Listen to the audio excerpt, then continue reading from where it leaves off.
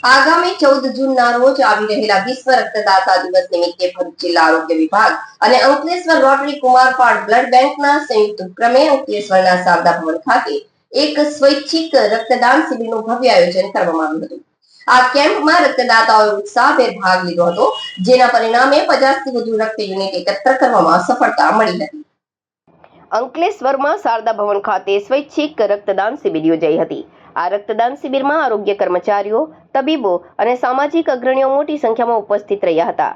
કાર્યક્રમને સફળ બનાવવા માટે ભરૂચ જિલ્લા મુખ્ય આરોગ્ય અધિકારી doctor Munira Shukla, block health officer સુશાંતભાઈ કઠોરવાલા તેમજ અંકલેશ્વરના મામલતદાર રાજન વસાવા ખાસ ઉપસ્થિત રહ્યા હતા અને રક્તદાતાઓનો ઉત્સાહ વધાર્યો હતો।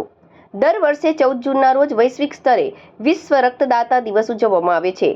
સ્વેચ્છાએ રક્તદાન કરનારા લોકોનો આભાર માનવો અને સમાજમાં સુરક્ષિત રક્તદાન અંગે જાગૃતિ ફેલાવવી એ જ આ દિવસનું મુખ્ય ઉદ્દેશ્ય છે।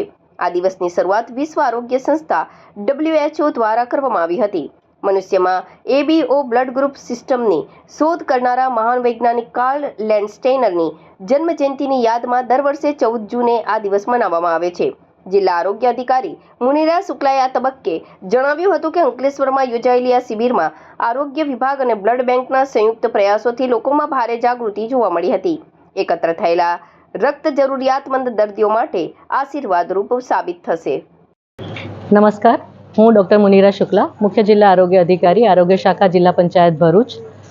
તારીખ 14/6/26 વિશ્વ રક્તદાન દિવસ 14મી જૂનના દિવસે આપણે ઉજવીએ છીએ। એ દિવસના ભાગરૂપે આજે મા શારદા હોલ અંકલેશ્વર ખાતે આપણે મોટા રક્તદાન કેમ્પનું આયોજન કર્યું છે, જે કુમારપાલ રક્ત બેંકના સહયોગથી આનું આયોજન કરવામાં આવ્યું છે।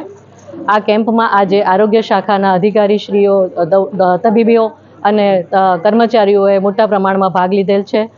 જે સ્વૈચ્છિક રક્તદાતાઓ છે એમણે પણ આ પ્રોગ્રામમાં ભાગ લઈ અને રક્તદાન કરેલ છે। સાથે આરોગ્ય સિવાયના બીજા ડિપાર્ટમેન્ટના લોકોએ પણ રક્તદાન કર્યું છે। સવારે 9 વાગ્યાથી આ પ્રોગ્રામ શરૂ થયો છે, જેમાં અત્યાર સુધી લગભગ 30 જેવા રક્તદાન થઈ ગયા છે। આશા છે કે આપણે 50ની ઉપર પણ રક્તદાન કરી દઈશું। આભાર।